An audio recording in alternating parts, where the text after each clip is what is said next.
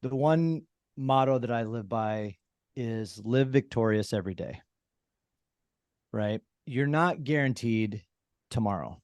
You're not guaranteed that something is going to work in your favor later on today or whatever it is, right? Like you have to take the experience that you've been given and run with it and see what happens with it. Like you're not guaranteed to get up the next morning. You're not like getting out of bed and walking, and that should be a victory, right? Being able to go into a meeting or an interview and have that opportunity to present yourself to somebody, that look at that as, hey, that's my victory. Whether you get the job or not, take it as a victory. You know that you got that opportunity to do it.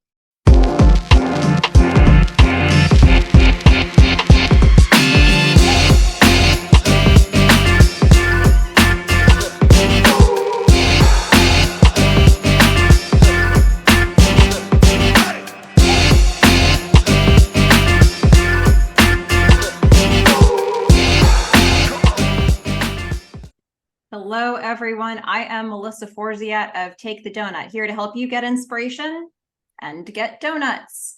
I'm a motivational keynote speaker, and today I'm bringing you a Take the Doughnut interview with the one and only Jeff Stoner. And let me tell you a little bit about him. Jeff is with Race San Diego, the race organizer for running events, including the Doughnut Dash and the Kook Run in San Diego.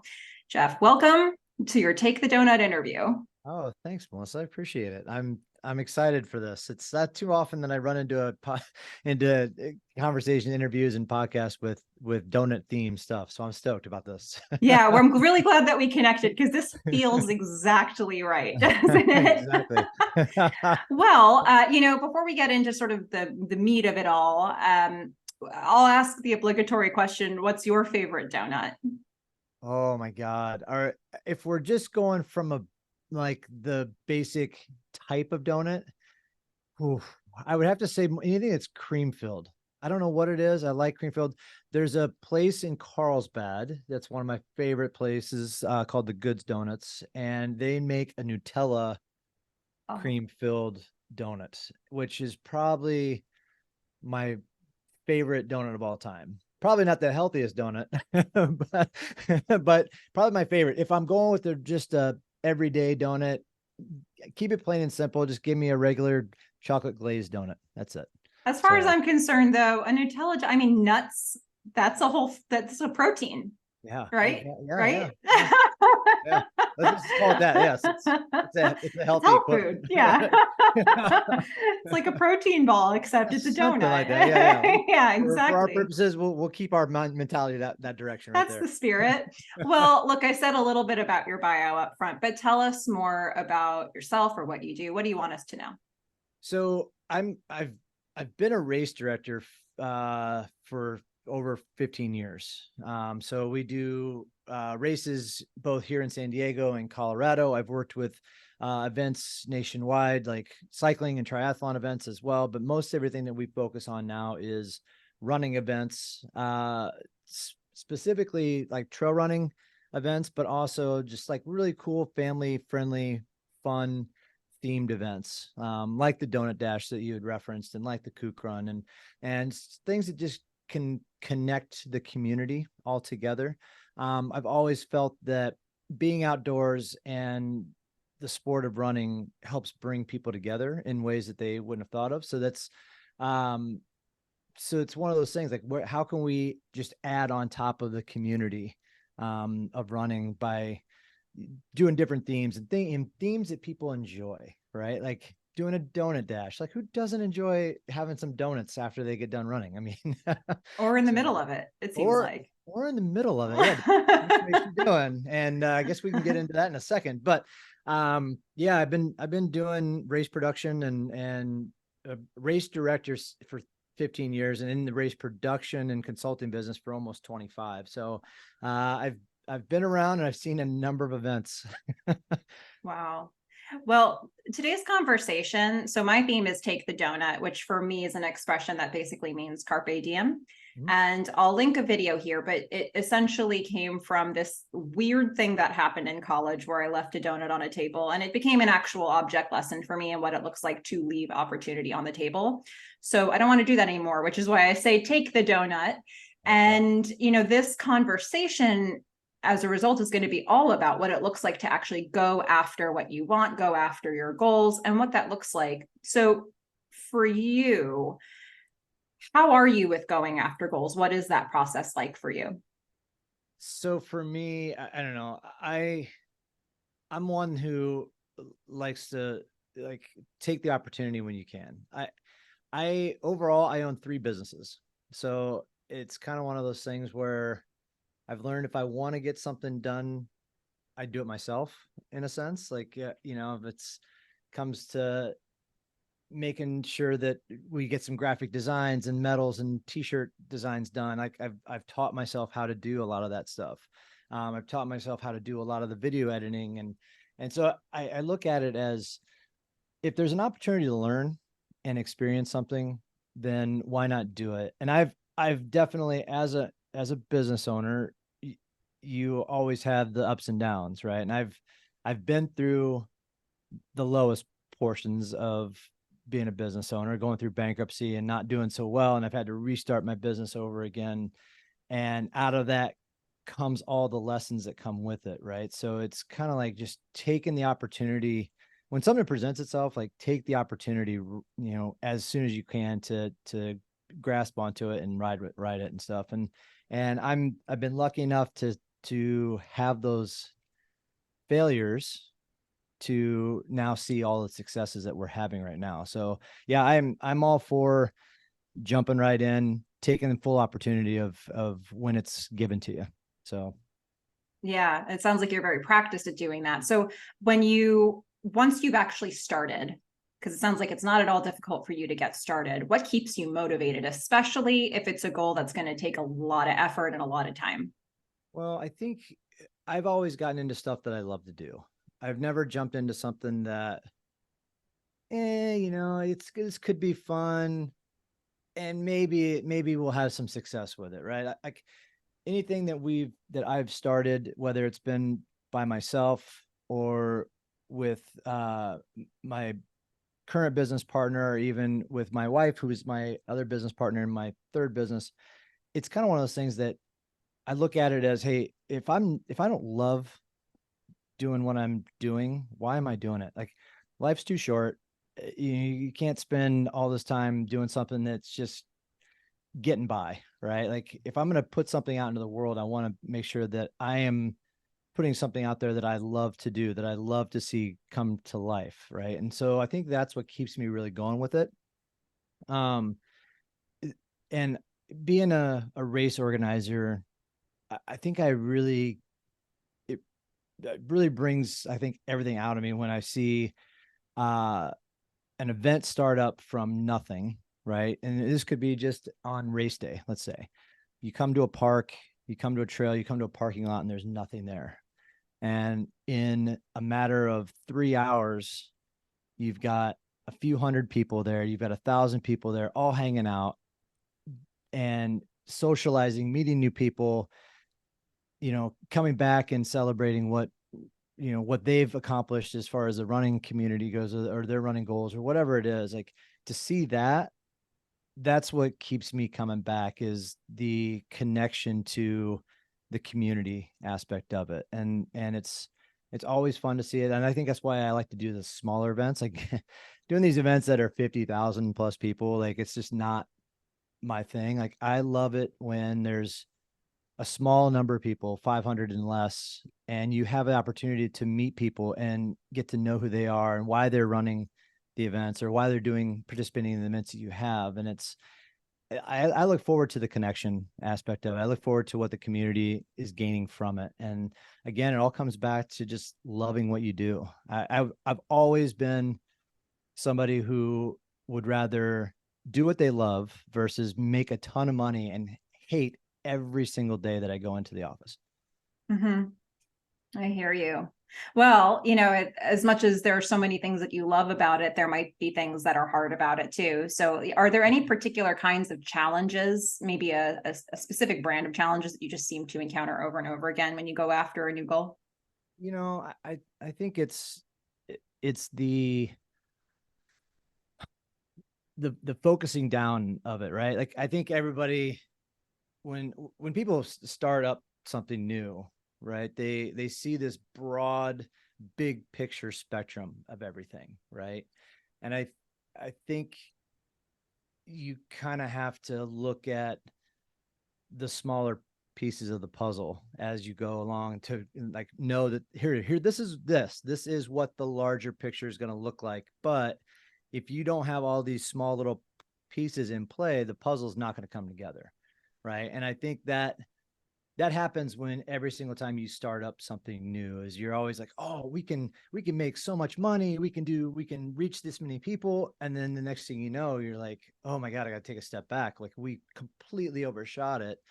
You don't want to spend more money than you have to. You don't want to extend your resources more than you have to. It's like, so that's always been kind of the thing that I've looked at, and I've been taught more as I get older is, okay, what are the let's say what are the 10 smaller visions of this business or this race or whatever it is, and then how do those 10 small things add up to the one larger piece? So I think that's always my advice when I'm talking to somebody about, hey, I'm going to start a business, what should I look at? I'm like, always have your big picture. It's always what you want, but make sure you do not overlook any of the small pieces of the puzzle to get to that place.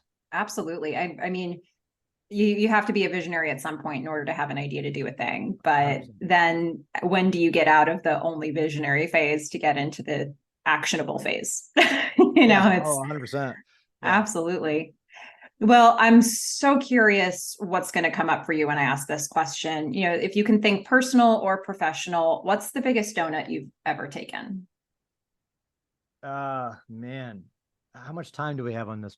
Right. Right. I imagine you're like a whole series of different things just floated past your brain. Yeah, there's a couple of different things. One, I grew up in the Midwest, right? Small town, like 1,700 people. I graduated with 55 people in my graduating class, right? So it's a small community that I grew up in. And my first big donut I took was I had the opportunity to move to Boulder, Colorado after grad school. And it was either A, stay in the Midwest and do your small little job over here in this small community and here's your safe space, right? Or take the opportunity and go see something new, right? So that was the first opportunity that I had to take the donut, is to move to Boulder and to experience something new and get new life lessons from it. And that's how, in the grand scheme of things, that's how I have my races in Colorado at this point, is because of the people I met, the businesses that I was surrounding myself with, the community I was a part of. So that's where the Boulder aspect thing was. And then from there, it became a San Diego thing, which kind of all falls in the same token, is getting out here and doing what I do now. I think the larger donut, so to speak, that I had to take a hold of was when I started my business. And I really, as much as the business that I was in, I started a business that pretty much was an extension of the business organization that I left. Or when I got laid off, it's like, okay, we're gonna start my own business, same concept, whatever. And we got going, and I didn't really have the whole concept of everything. And we lost a lot of money. I had to go through bankruptcy, and it was either okay, now that happened, do I fold it up, go find a 9 to 5, or do I look at it and say, okay, here's what I did wrong. Here is the money that shouldn't have been spent, that could have been spent in somewhere else. Here are the marketing strategies that I should have done, and let's go back into it. And I decided, to heck with it. I don't want to work for anybody else. I want to try and figure out how to make this work on my own. So I ended up just laying everything out on the table, starting from scratch and saying, okay, here's where I made mistake one. Here's where I made mistake two. Let's fix these two mistakes, bring them over here. Here's where I needed the organization to be and do all that. So I think that was probably the largest opportunity that I took advantage of, is like looking at it and saying, okay, I want to make sure that this works. And then from there, it's all the smaller donuts, right? The donut holes, we'll call them, where it's like, okay, well, we want to start this new race. Well, let's take this over here and take this opportunity. We've got the market to do it. We've got the experience to do it. Okay, here's that one. There's one donut hole, same thing. And it's just kept on adding up. But I think just taking the risk of moving to a new location and taking the risk of, okay, I failed miserably when it came to my first business, and let's redo it. So those are the two. That's even my short story. So, so I'll keep it at that. But that's kind of where I took advantage of the opportunity to look at it and say, I can either take the easy road, or let's try and make something work that I really want to put my effort into. Right. I love that. I'll tell you, I've moved quite a bit in my life, and I don't think there's any way to move without learning a ton about yourself and what you're trying to do. Like we learn a lot, for the better or for the worse. I think usually for the better. Yeah. But it illuminates a lot of things. Oh, 100%. Yeah. And it's, again, coming from a small town Midwest to Boulder to now San Diego County, it's just this getting bigger, getting Yeah. bigger as you go. And like you said, you learn a lot about who you actually are as you do these moves. And it's like, what are you ready for, type of thing. I mean, there's definitely been, I'm sure everybody's had those moments where you're like, oh, I can't do this. I guess it's either too big or too small of an area to live in. I need to go back to where I'm from. Right. And it's kind of one of those things, just figuring out. Now I live next to the beach. I'm in 75-degree weather all the time. I'm not complaining. Yeah, it's hard to complain when you've got that location. Well, is there any donut that you're trying to take right now? Is there anything in progress? There's always things up in the air. I mean, as an event organizer, I'm always looking for new opportunities, right? Like I talk about building community with everything that we do. And that's always the thing that I look at is, yeah, to put on a regular running race is great. To put on a themed race is great, but how does it better the community? Right. And so those are things that I look at as opportunities. If something comes around like, oh yeah, we can do X and it's going to help benefit, these organizations or this community or this age group or demographic. And so those are always things that I'm always looking at is, how can we be better business owners, how we can be better race organizers, and better for this just community overall. So yeah, we keep adding things that we want to do in the community that just fills a need for somebody, right? Whether that's helping a charity foundation start up a 5K, right? That's like trying to give somebody a bunch of donuts and being like, here, do you want to take this opportunity to run with me on this and go with it? But yeah, I think it just comes down to how we can better the community every time is really the donuts that we're always looking to take advantage of. That's beautiful. Well, and this sort of piggybacks off that last answer that you just gave a little bit. So there may be some people listening right now who are thinking about taking a donut of their own, and they're not sure what to do about it. So let's do the sprinkle some encouragement section. And what would you say to those people? What advice would you give for those who want to go after a goal? So I love this question, and because I love being able to hear what everybody always has to say, right? And the one motto that I live by is live victorious every day, right? You're not guaranteed tomorrow. You're not guaranteed that something is going to work in your favor later on today or whatever it is, right? Like you have to take the experience that you've been given and run with it. and see what happens with it. Like, you're not guaranteed to get up the next morning. You're not like getting out of bed and walking, and that should be a victory, right? Being able to go into a meeting or an interview and have that opportunity to present yourself to somebody, that look at that as, hey, that's my victory. Whether you get the job or not, take it as a victory. You know that you got that opportunity to do it.